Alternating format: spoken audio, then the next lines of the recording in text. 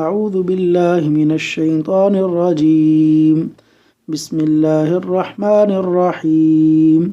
درخت کے پتوں کی طرح گناہ جھڑیں۔ رسول اللہ صلی اللہ علیہ وسلم ایک ایسے درخت کے پاس سے گزرے جس کی پتیاں سوکھ گئی تھیں۔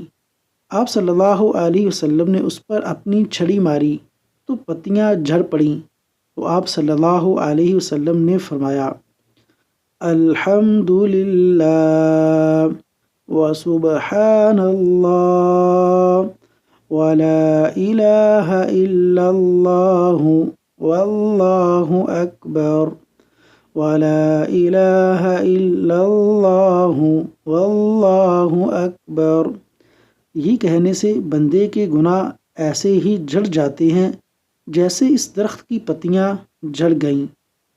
اللہ تبارک و تعالی ہمارے گناہوں کو معاف فرمائے اور جنت میں اعلیٰ مقام عطا فرمائے، آمین۔